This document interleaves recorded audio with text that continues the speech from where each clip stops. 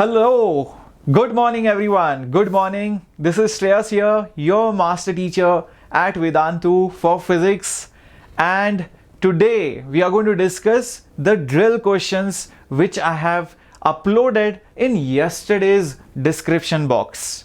Yesterday we have seen a very important topic, guys, and that was derivatives, right? I hope you all remember. Yes, I know it was a little bit crazy because there was a lot of maths involved, but do not worry, guys.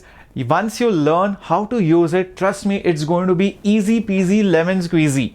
Okay, so do not worry about it. Things are going to be very easy once you start solving a lot of problems. So that's the reason why we conduct these flash drills. So we give you those assignments after a certain portion is over, so that you guys practice. And along with that, just like today, we also give you the video solutions of that. So you know where you went wrong. You can also see in detail what you should do, what is the method which sir is using, what is the method that you should not use, what are the tips, what are the tricks that you can apply in the examination. Okay, so let's begin with today's session. And like I think most of you already know about me. Yes, I'm Shreyas. I'm the master teacher over here for this channel, we Enthuse, and I hope you guys are already subscribed. And if you are not yet subscribed, please do it now, or else you will miss out all the other assignments, notifications, you will miss out all the discussions, you will miss out on so many things that we are going to conduct. It's not a one-day relationship that we are building here. It's a long-term relationship that we want to build with you guys. So if you want to do that, you should go ahead and click the subscribe button right now, share it with your friends so that all are aware, and be selfless. Yeah, come on, you should be selfless in doing this service, guys, because we are devoting this time so that you benefit from this. And there are so many students around you who are not that privileged to have that good coaching or good teachers around them. So I feel you should share it with your friends so that the word spreads around. And do not obviously forget to like the video at the end of it, or probably even now. Okay, so having said that, let's begin the session. And tonight, let me tell you guys, after we have completed derivatives, we are going to start with relative motion in 1D. Yes, I'm going to take it slow, like I have been promising you. We are going to take it slow. We are going to do first 1D relative, then we'll go to 2D relative and stuff like that. So tonight at 7 p.m. we are going to discuss relative motion. Yesterday we had just done derivatives, that was yesterday. Today night we are going to do relative motion. So that's the timetable for this week, and every week you will see the timetable coming up, so do not worry about it. So let's begin. So the first question is up on your screen. I hope you have already seen it. Those of you who are probably a little bit new for this channel, you can read it now. The position of a particle moving along the x-axis is given by x is equal to 5t square minus 4t plus 20. So first of all, understand this position is changing with time. If you put different values of time, you will get different values of position, and this is kind of a non-uniform motion because it's some random function out there. Anyways, the t values is in second and x value is in meter. Let's assume that. And you have to find what is the initial position, initial velocity, and acceleration, all the initial quantities. So here is what we are going to start with. I know the value of x. I want to find out what the velocity is. Now think about it, guys. Velocity, instantaneous, was the rate of change of position. That's what you have learned. So guys, understand velocity is instantaneous. Velocity is dx by dt. So what will I do? Just substitute the value of x over here. What is the value of x? Well, it is 5t square minus 4t plus 20. That's the value of x. Now you have to differentiate this function. Now since you can see minus and pluses, separate them out. You can remember, yesterday I have told you the addition subtraction rule. You can separate them out, and also remember all the constants can be taken outside the derivative individually. So constants, do not worry about it. When it is multiplied by the variable, just bring it outside. So what are you going to get? Let's have a look. This will be equal to 5 is going to come outside. It will be derivative of t square, okay, minus 4 is going to come outside, and derivative of just t plus derivative of 20. That's what I'm going to get. Now let's do this individually. Think about it. Derivative of t square. Which formula are you going to use? See guys, I have given you this formula yesterday, and that formula was, recollect, dx raised to n divided by dx is nothing but nx raised to n minus 1. This was the formula which I provided you yesterday, and I'm pretty sure you would be well aware of it. So all you have to do is use this formula over here. So the power of t, reduce it by 1. Okay? So that will become t raised to 1, and that n, which is 2 over here, will come outside. So this is multiplied by 2. That's about it. Minus 4. Well, if you are not able to understand about what to do over here, think as if there is 1 over here. It's t raised to 1. So that 1 is going to come outside, and the power of t should be reduced by 1. That's what is going to happen. So it is going to become t raised to 0. And recollect, derivative of a constant entity is always 0. Do not forget that. So what are you going to get? You're going to get this as 10t, right, minus 4. So this is the value of velocity that you're going to get. Okay. Now once you have velocity, what do you want to find? You want to find acceleration. So what is acceleration? Acceleration is how quickly the velocity changes. So instantaneous acceleration will be dv by dt. Do not forget that. So acceleration will be dv by dt. So essentially I need to differentiate this function. So it will be nothing but, oh wait a minute, I need to put that 10 outside when I'm differentiating it. So if for those of you who find it little bit hard, no problem, I'll do it stepwise. It will be 10t minus 4. Put that 10 outside guys, so it will become 10. And derivative of t, we have done this. What is derivative of t? It is just 1.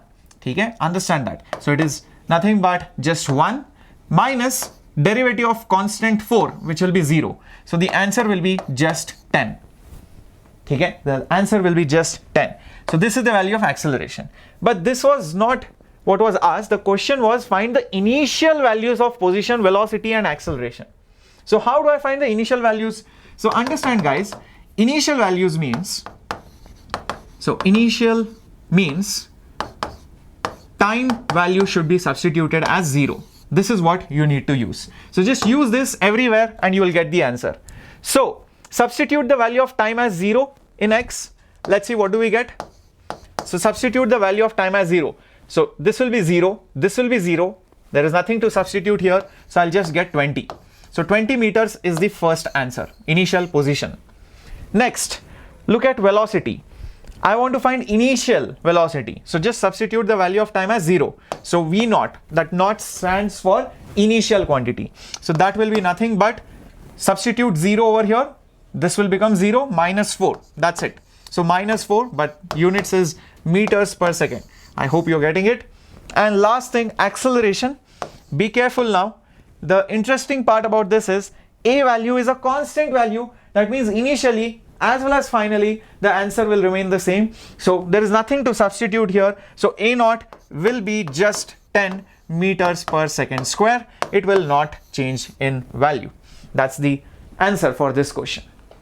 I hope this is clear, right? So we started with differentiation or derivatives of position. We came to velocity. Then we differentiated, we took the derivative of velocity, we found acceleration, and in the end, because we are asked to find initial values, we have substituted time as 0 in all these things to get the relevant answers. That was this first question. Okay, so let's go to the second question now, which is going to come up. Yeah, so this is the answer to the previous question, 20 meters minus 4 and 10 meters per second square. This, by the way, was constant. Just because, maybe because the power of t was raised to 2. You can try it out. If the power of t was maybe 3 or 4 or 5 or something else, most likely this acceleration wouldn't have come out to be constant. Okay? You can just try it out and you can find it out for yourself. Okay, now let's go to the next part. Now the next part of the question, sorry, this is question number 2. 1 second guys. Yeah, so if x is equal to 5 by t cube plus 7, then what is the velocity and acceleration at t is equal to 1 second? So this is the next question. Let's see how to solve this.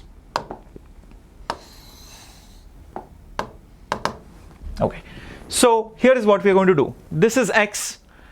We need to find v and a. It's very similar to the previous problem, just that there are some small changes that you will see.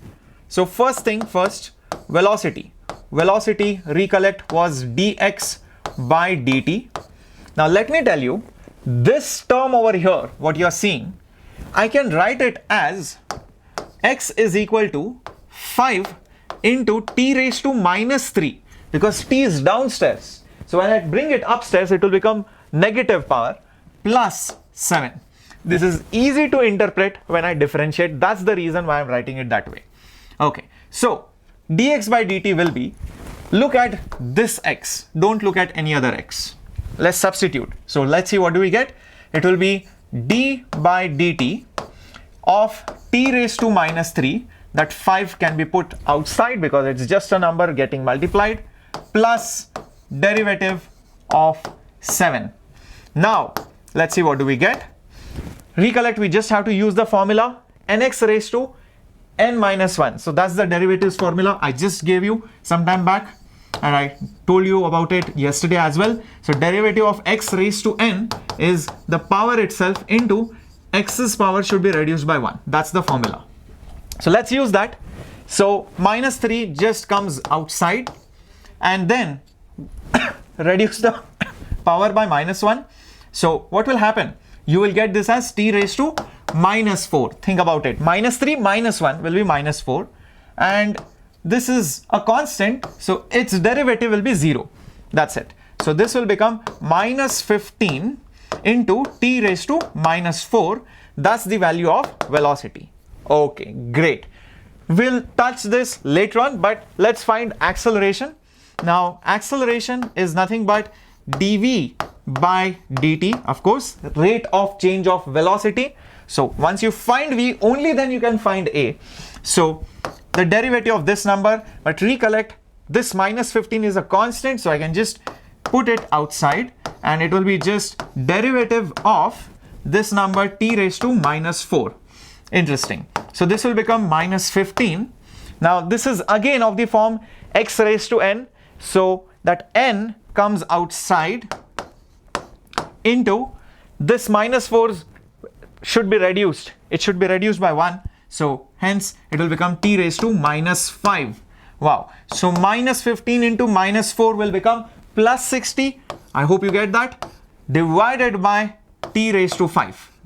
Because that is a negative power. When I bring it down, it will become a positive power. So that's acceleration for you. But we were not asked to find acceleration and velocity in general. We were asked to find what is the acceleration and velocity at t is equal to 1 second. So at t is equal to 1 second, what will you do? Substitute the value. So velocity at 1 second will be, use this function. So it will be minus 15 into 1 raised to minus 4. Check that out. Now 1 raised to anything is always 1. So it is just going to become minus 15 meters per second. So that's the value of velocity at 1 second. That's one of the answers. Last thing, we have to find acceleration. So acceleration at 1 second. Use this function. Unlike the previous problem, here acceleration is clearly not constant. It is dependent on time. As time changes, acceleration is definitely changing. So substitute it. So 60 divided by 1 raised to 5. Oh, 1 raised to anything is just 1. So good for us. So it is just going to be 60 meters per second square. That's the value of acceleration, and that's your second answer. That's how you go about it. Very interesting problem. I know some of you sometimes fail to understand that, or what to do when something is in the denominator. So this problem was deliberately put so that you have a good practice and you have a thorough understanding on how to deal with these negative powers or whenever a variable comes downstairs. I hope this has made things really clear. You can have a look at it. Do not worry, you can always replay the session and you can see which part you missed or which part you had a difficulty in. You can always play it. Okay, so I understand this is a recorded session, but I have kept it very crisp and very clear so that even if You watch me again and again, you will understand it. No matter when you watch it, no matter how you watch it, you are going to understand it, right? So let's go to the next question. That was this. So minus 15 meters per second and 60 meters per second square. That was the answer for this question. Now, in the next question, a body starts from the origin and it moves along the x-axis such that at any instant the velocity itself is given, okay, 4t cube minus t. You have to find the acceleration of that particle when it comes to rest for a moment. Interesting. So let's try to solve this. It looks like a very interesting problem, at least by the look of it. Okay, so velocity is given and we have to find the acceleration when it comes to rest. Okay, first let's do our main job. Let's just try to find the acceleration in general. Remember, acceleration is dv by dt. So you just have to differentiate or take the derivative of 4t cube minus t. Now it's just addition subtraction rule, that's all. So 4 comes outside because it's a number, and it will be just derivative of t cube minus you have derivative of just time. Now what will be the derivative of t cube? I'm not going to write the formula again because now you know it. I hope you have it in handy or it's there in your brain. So t cube's derivative, think about it, it will be 3, which is that value n, into x over here is t, and n minus 1, that is 3 minus 1, which is 2. And here think of this as t raised to 1 in case you get confused. So it will be 1 into t raised to 1 minus 1. 1 minus 1 is 0. So t raised to 0 is nothing but 1. That's one way of looking at it. Other way, just look at it, dt and dt. Both numerator and denominator are same, guys. So it has to be 1. Okay, next, what will I do? Okay, this will become 12 t square minus 1. That's the value of acceleration. Okay, let me keep it aside. I'm not going to need it now immediately. I'll use it maybe later on. Okay, so find the acceleration when the particle comes to rest. Think about it. When the particle comes to rest means that velocity becomes 0. So when the velocity becomes 0, where is velocity? Velocity is here. Look at that function. So let's just try to do this that way. Okay, so it will become 4 t cube minus t is going to become 0. Interesting, but please do not cancel t, else you will miss out on one option or one answer and you are definitely going to lose marks. Yes, let me warn you with that. So take t common and it will become 4t square minus 1 is equal to 0. Interesting. Therefore, it says that t is 0 and you have another solution which says 4t square minus 1 is 0. Remember, if something into another thing is 0, then either that something or that other thing both can be 0 separately or together. Remember that. So that's why you have two solutions. Now, if I go ahead with this solution, I'll get 4t square is equal to 1. Therefore, t is equal to, put that 4 down, it will become 1 by 4. So t square will become 1 by 4. So t will become plus or minus half. But you cannot take all the solutions, 0, half and minus half. Only certain solutions is something which we can use. 0 is permitted, half is permitted, but negative, I don't think so. Time can't be negative. Time can be 0. 0 time means initial time. So I can use that. So the permissible values of time are 0 and half. So I can use that. Great. Now that I have the values of time, so we have to find the acceleration when it comes to rest. When did it come to rest? At these two values of time. So let's try to find the acceleration at these two times. So the value of acceleration at t is equal to 0. How much will it be? Let's try to do this. Use this equation. We just found out the acceleration. Substitute time as 0. So it will become 12 into 0 square minus 1. So it is just going to become minus 1 meters per second square. And acceleration at t is equal to the second value, which is half. So let's substitute that, will be equal to 12. I'm using this equation, 12 t square minus 1. So t is half. So just square it minus 1. Now half square, guys, what is it? Half square. Okay, I think there is this extra thing which came. Okay. Yeah, half square is nothing but 1 by 4. So 12 by 4 is nothing but 3. 3 minus 1 is nothing but 2. So hence this is 2 meters per second square. So you have two answers. Yes, two answers. Minus 1 meters per second square and 2 meters per second square. Both are correct for the first part when it comes to rest for a moment. Understand that. Okay, so that solves the first part. And talking about the last part. Also, at what time is the acceleration 0? Acceleration 0 means a 0. Which equation do I use? Just use this. Just put acceleration as 0. You will get 12 t square minus 1 is 0. Therefore, what will you get? 12 t square is equal to 1. Take that 12 to the other side, so it will become 1 by 12. So therefore, t will become 1 by 12. But you have both the answers. Sorry, you have root 1 by 12. Sorry, root 12. And you have both the options, plus and minus, but obviously time can't be negative, so I'm going to neglect that negative solution. So the only permissible solution for this problem will be the positive root or the positive solution, which is plus 1 by root 12. That's the correct answer. I hope this is clear.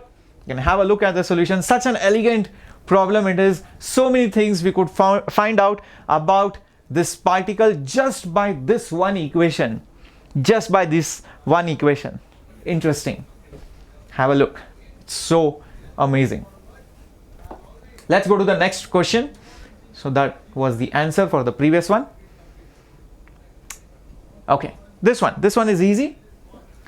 If the position graph of a particle is a sine curve as shown, then what will be the velocity time graph? Okay, interesting.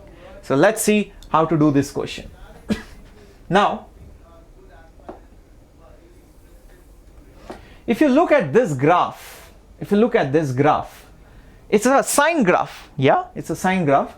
But a usual sine graph, let me tell you, it looks something like this. This is the graph of x is equal to sine t. So if this was the time axis and if this was the x-axis, right, the position, so then the usual sine graph starts like this. Recollect, sine of 0 is 0, sine of pi by 2 is 1, sine of pi is 0, sine of 3 pi by 2 is minus 1, sine of 2 pi is 0. So it increases, decreases further and then comes back. That's a usual sine graph. But this is a very different sine graph. It's flipped one. So I feel this graph should have a very similar equation but just with a minus. So over here x will be minus sine t. So if this is x, this is t, this should be minus, because first this started with plus, then minus. Here it's exactly flipped over here. Great. So what do we need? Velocity.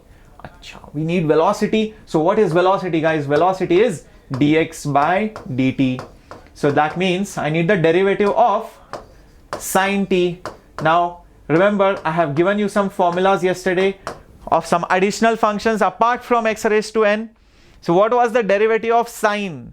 It was cosine. And derivative of cosine was minus sine.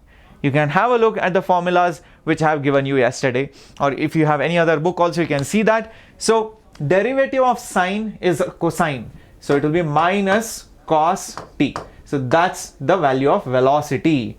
Interesting. So now if this is velocity, how will this graph look like? Okay, let's think about it. Now, how does a usual cos graph look like? Now, if you do not know, let me tell you. A usual cos graph starts from 1, goes like this and comes up here.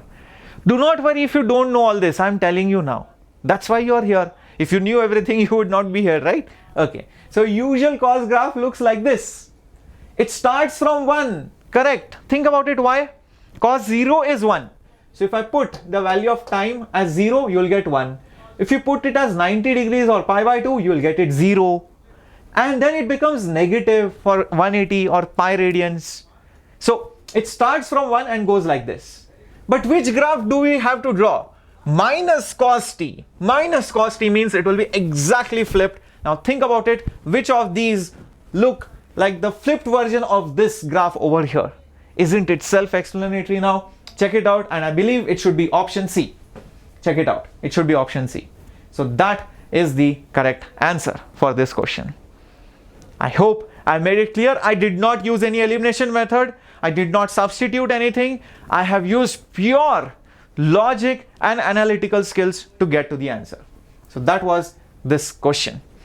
Let's go up to the final question. Very interesting question. Graph based again. So I have kept a lot of variety of questions for you guys to practice. So let's see how to solve this. Okay, this is position, this is time, and the question is find the instantaneous velocity at 3 seconds and also find the average velocity. Okay, so where is 3 seconds? First let's draw that. Okay, so this is, each block is one unit. So this is 2, this is 3, this is 4. Similarly, this is 1, 2, 3, 4 and 5 if needed. Now at 3 seconds, that means I'm talking about this point. If I want to find the instantaneous velocity at 3 seconds, what do I need? Think about it. I just told you velocity. Yes, it's dx by dt, but graphically what does it mean? You draw a tangent and the tangent is readily drawn for you. So it's nothing but the slope of the tangent to the x versus time graph. Okay, so how do I measure the slope? Well, that also has been taught to you. Just draw the tangent at that point where you want to find the velocity and see how much angle it makes. If it is making angle theta, it is the tan of theta. So it is essentially tan of theta. Now you might be wondering, sir, are we supposed to measure theta now? No. You don't need to know what theta is. You just need to know what tan theta is. And what is tan theta, guys? Think about it. Tan theta is, if you visualize, there is a triangle which is formed over here. I don't know whether you can see this. This is a triangle, nice triangle, where this is the height or opposite side, and this over here is the adjacent side. So think about it. The height is 3, 1, 2, 3, and the base is just 2 units, this much. So it is opposite by adjacent, so 3 by 2, hence tan theta, guys, is going to be just 3 by 2, which is nothing but 1.5, but this is velocity, so it is meters per second. That's the answer for instantaneous velocity. That's how simple it was. Okay, I hope you get it. Opposite by adjacent, that's tan theta. So you just had to read the graph properly. All the answers were there on the graph. Let's go to the next question, and you had to find what is the average velocity till 3 seconds. Okay, now recollect what average velocity was. So let me just erase this. Okay, and let me get back. Okay, so what is average velocity? Recollect the definition. Average velocity was total displacement divided by total time. And remember, displacement was delta x, time was delta t. If you want to look at it this way, it's fine. If you want to look at it this way also, it's fine. I'm giving you both the ways of looking at it. What is the displacement, or what is the change in position? Think where the particle was initially. I feel the particle was initially over here. This is its initial position. Where is it finally? Please don't say it is here. No, this is a graph on the number line. This is the x-axis. On the number line, where is it? At 3 seconds. This is 3 seconds, guys. At 3 seconds, where is it? I think it is at 3 meters. This 3 is its final position. Think about it. It has gone from here to here. It doesn't matter whether it went up and came down. recollect displacement just cares about initial and final point, and you just draw a line connecting both these points. That's it. Nothing more, nothing less. So the displacement is just 3. And how much time did you take, my dear friends? Come on, it's very easy to see that it has taken 3 seconds. So divided by 3, and hence it will be 1 meter per second. And that's your average velocity till 3 seconds. The intention of this problem was to make you understand average and instantaneous may not be the same. And how to deal with it graphically, that's what you have learned over here, right? That is the whole purpose of this problem. So those were the answers to this question. I hope you have understood this. So guys, if you want to solve even more questions, do not forget to join the Telegram group, in which we'll be regularly posting all the flash drills. Yes, flash drills is our assignment series with video discussion solutions just like today. Join the Vedantu Telegram group right now.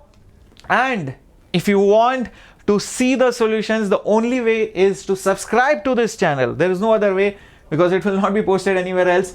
And obviously you have to like to make sure our energy is full on, just like your energy is. Okay, so do not forget to like and subscribe to get notified and see all the video solutions, or else you'll miss out on some solution. Okay, so that's it for today, guys.